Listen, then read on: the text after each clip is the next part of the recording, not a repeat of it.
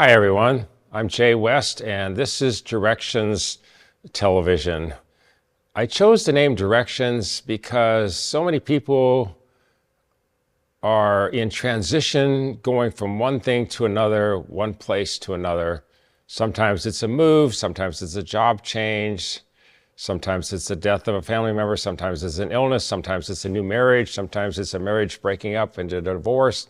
And all these directional changes are impactful in our lives. And you begin to wonder, how do they navigate them? And so I thought it'd be a good show to have. And I don't know about you, sometimes I'm just kind of ready to go. And this is one of those mornings, like I want to take this pillow they put here and I just want to go like this and just go, take a little nap. But I can't do that, can I? Because I need to talk to all of you. And this morning, my first show was just me talking. And I want to talk to you about kindness. I know there's a phrase, random acts of kindness and pay it forward. And pay it forward is kind of nice when you go through a drive-through. I get it. I've been the recipient and I've done it too.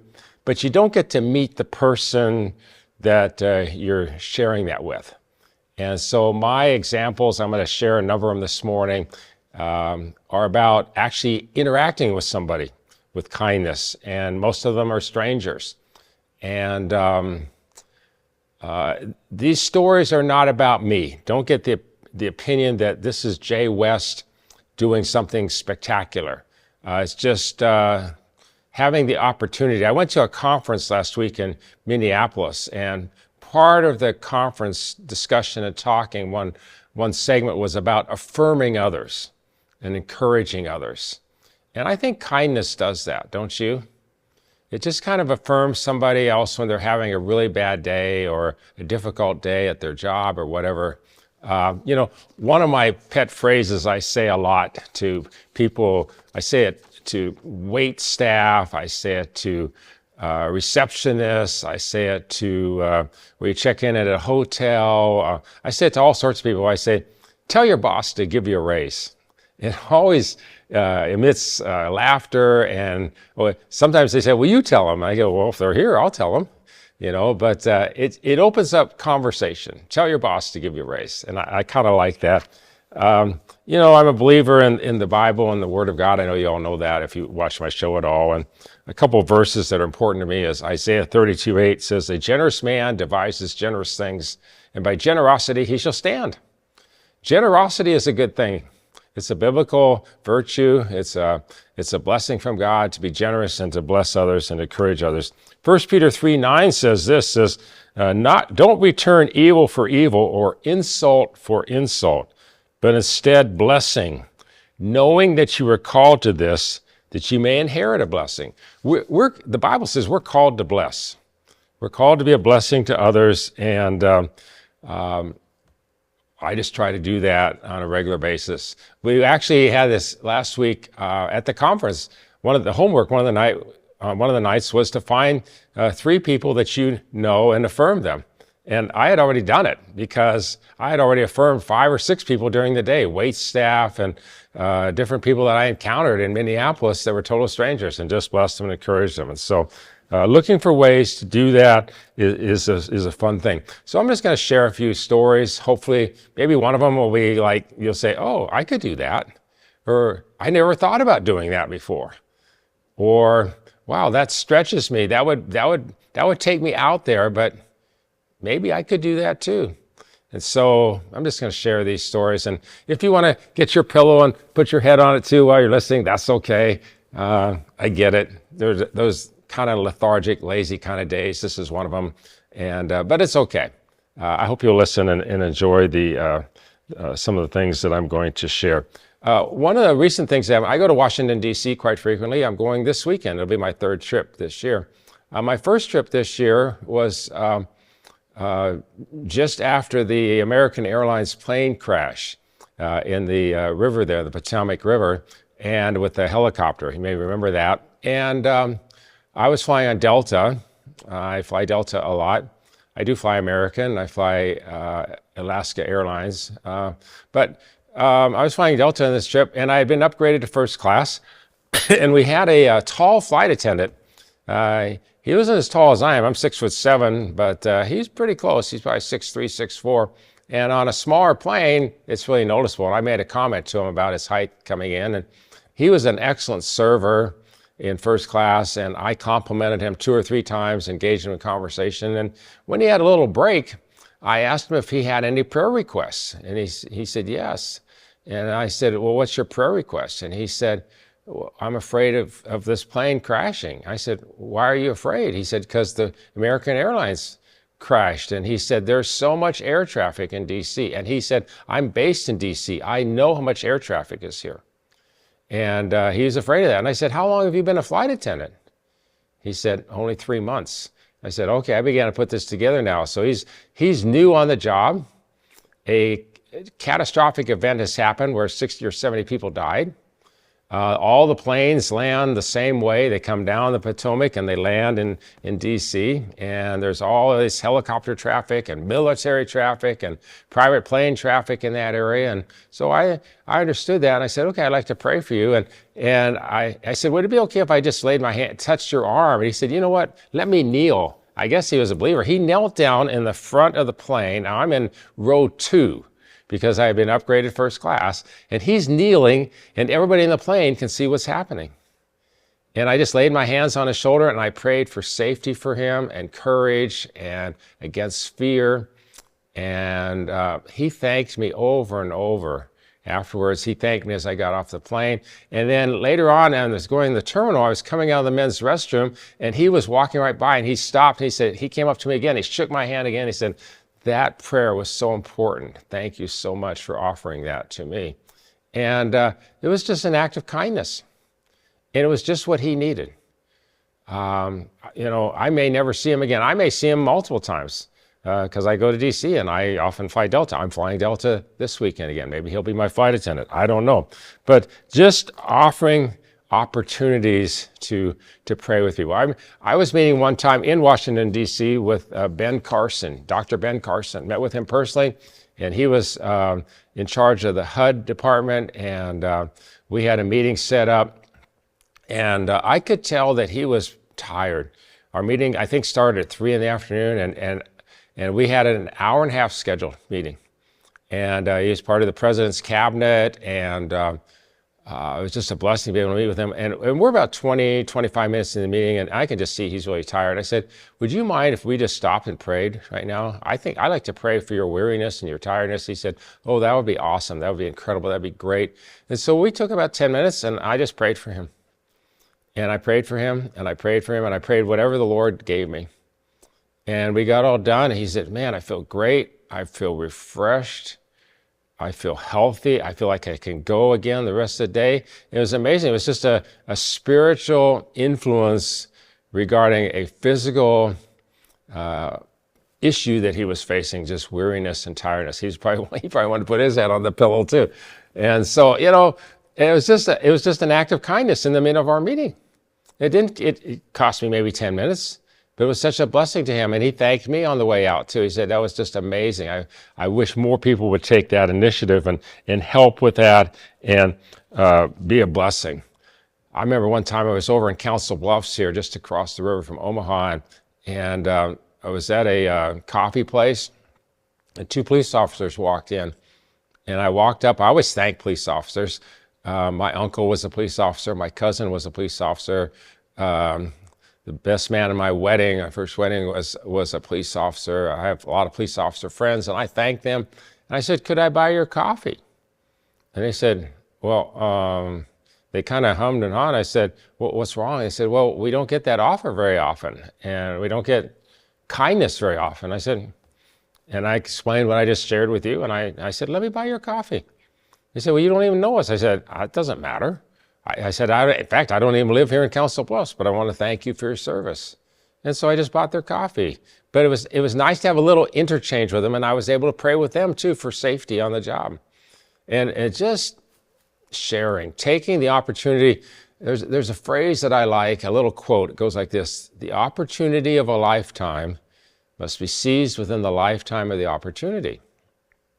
I'm going to say it again. The opportunity of a lifetime must be seized within the lifetime of the opportunity. So I had this narrow window right there. Those police officers were there. I was there. They were about to order.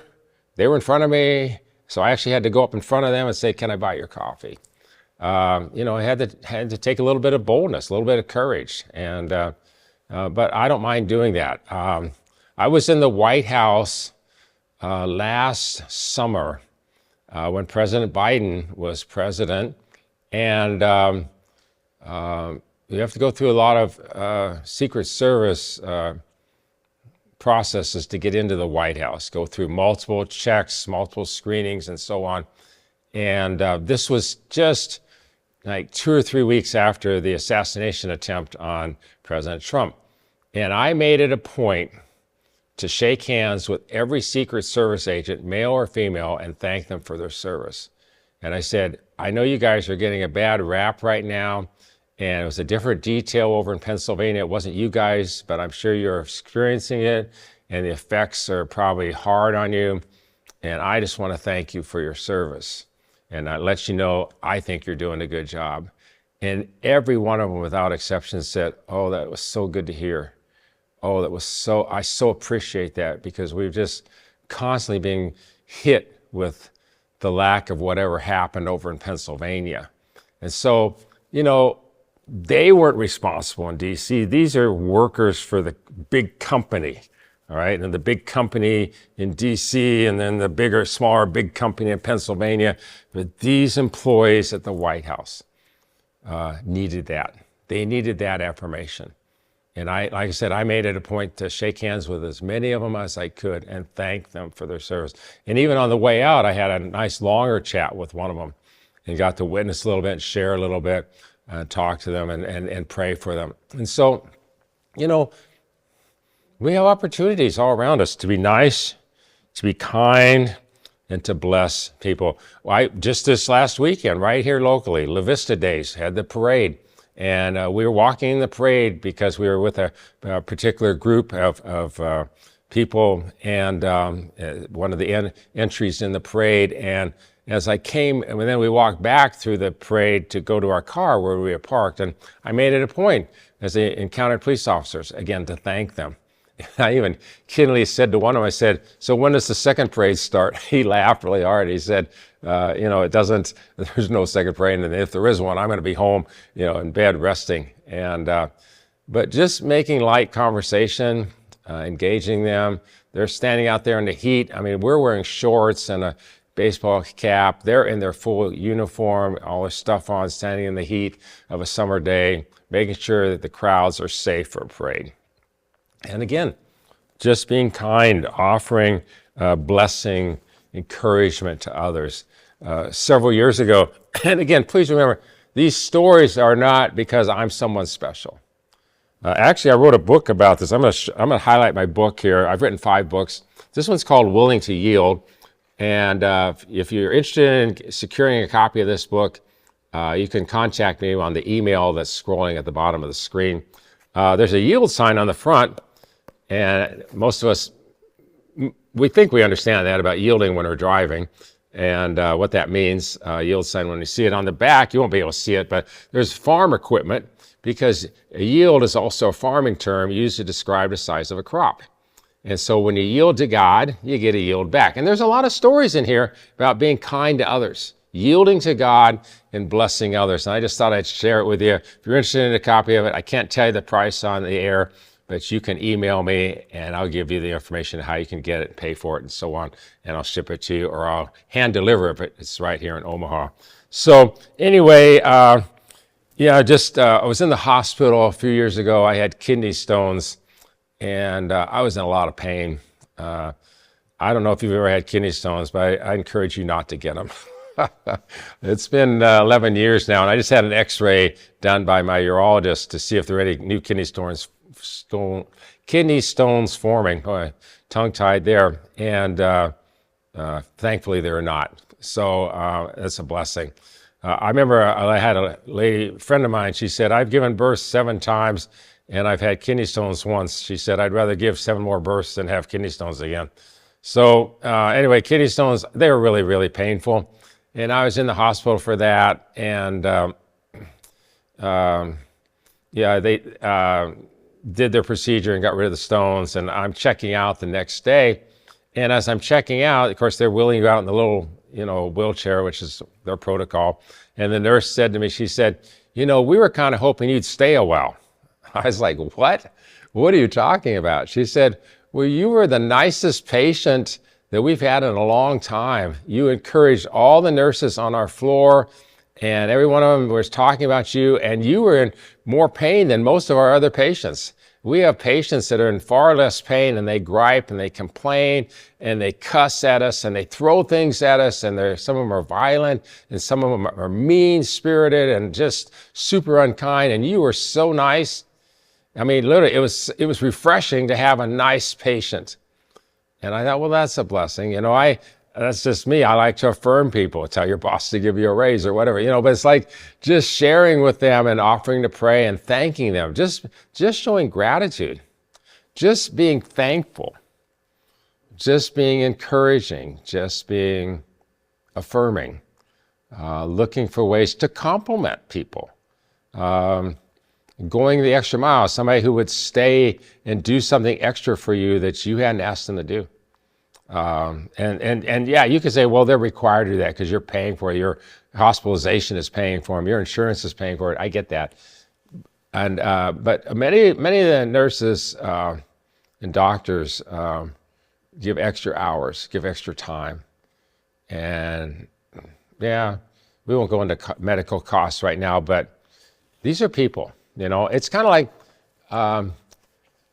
I hear of people boycotting companies. People will boycott Holiday Inn, or they'll boycott Target, or they'll boycott some other company, Home Depot or Hobby Lobby, for all sorts of reasons.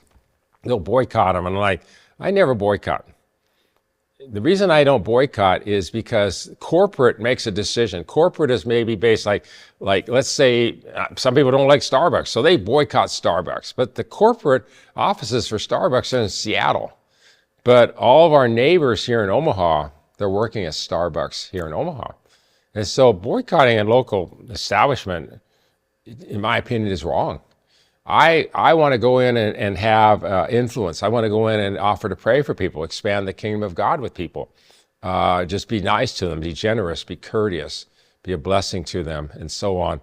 Pay it forward. But I like to do it not for a personal pat on the back, but just because of the interaction and the sharing and the stories. And then I get to write about them. If I do pay it forward and I drive through Starbucks and I pay for the two people behind me, that's not a story. Okay? A story is when you pay for somebody and you end up praying for them and they contact you 3 or 4 months later somehow. Here's one. I did a chapel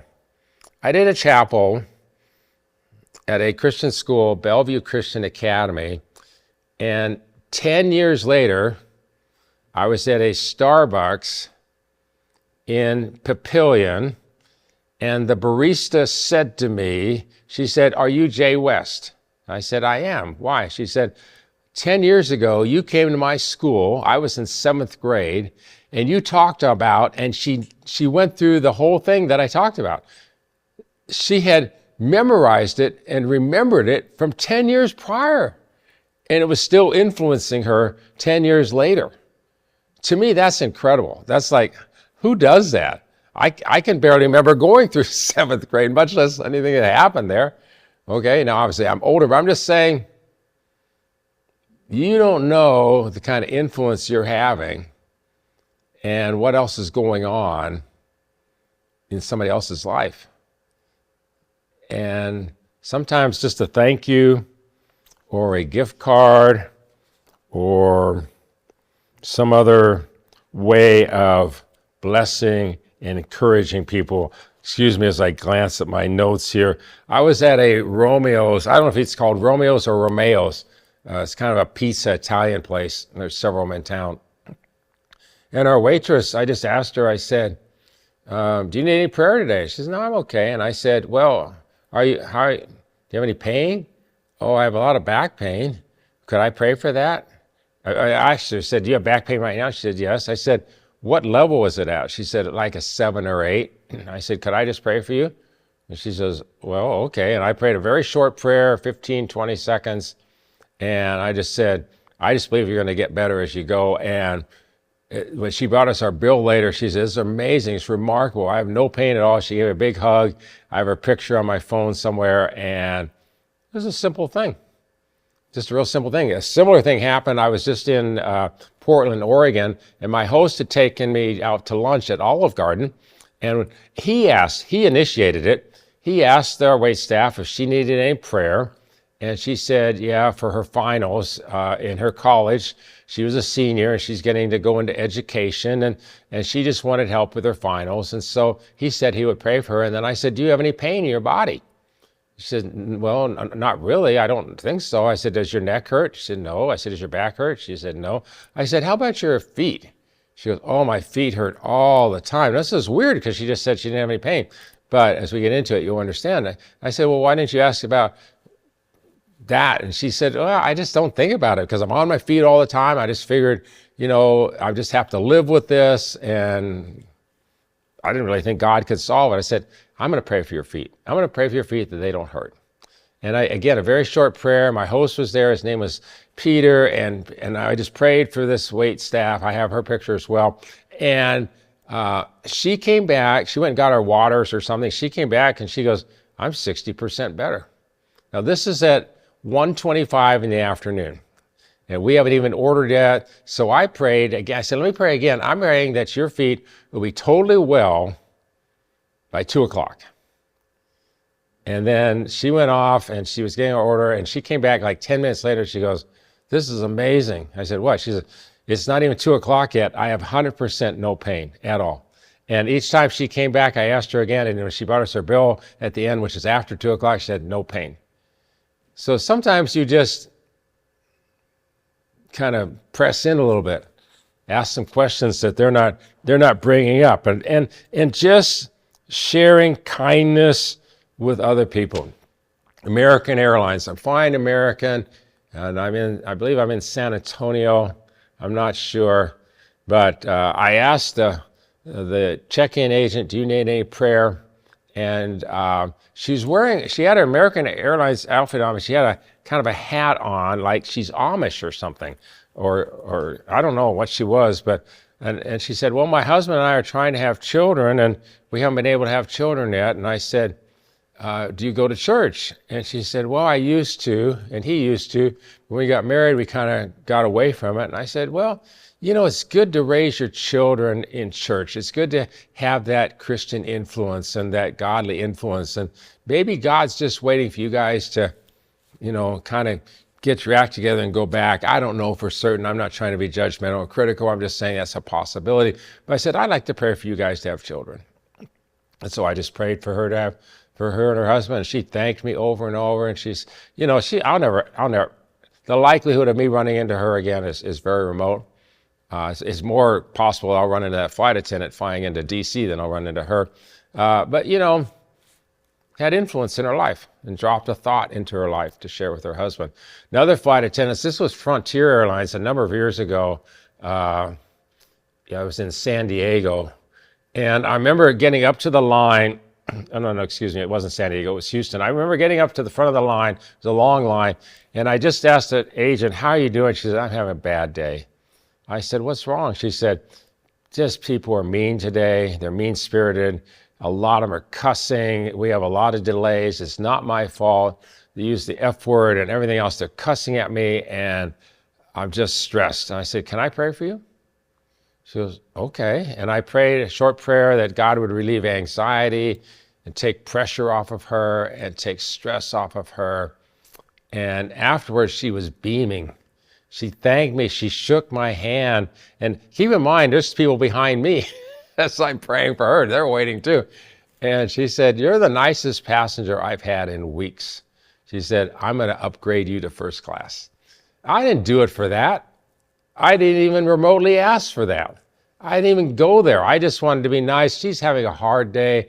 There's a story about a little kid. It's called having a terrible, horrible, no good, very bad day. She was in that category. She was just having a really tough day.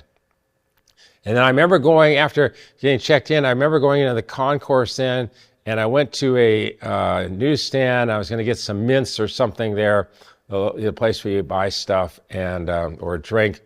And I was checking out, and I just asked that person, I said, how's your day going? She goes, not so good. I said, what's wrong? She said, my brother just died. He died 2 days ago, and I'm just distraught, and I wish I could be off, but I can't. And I said, can I pray for you regarding your brother?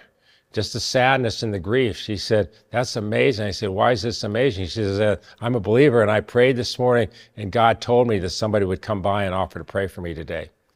And so, you know, she had an impression before I even got there. And I got to pray with her and encourage her. And in that case, there was nobody waiting in line. So I got to spend like 5 or 10 minutes with her, just talking about life in general and stuff that happens to us, directions, and just sharing and making a difference in her life, you know. And so that's basically what it's about. I probably got a few things. I'll just share this one. When I'm in DC, I use Uber a lot, and I almost always offer to pray for my Uber drivers, and some of them are believers, and some of them are atheists, and a lot of them are Muslim, and they all say yes. I've never had one say no. And I just pray for their business, and if they have a request, I let them share that. I just like doing this stuff. It's just fun to affirm people, encourage people, bring God into the equation, bless them, and let them see answers in their own personal life. So my encouragement to you today as the show is wrapping up, hopefully you didn't fall asleep. Hopefully you stayed awake for the whole show. And God bless you. This is Directions. This is Jay West. And I'm so pleased to be with you every week. And I hope you like the show. If you like the show, encourage other people to sign up for it, encourage people to watch it, and thanks so much for tuning in today, and God bless you, and we'll see you next time. Bye-bye.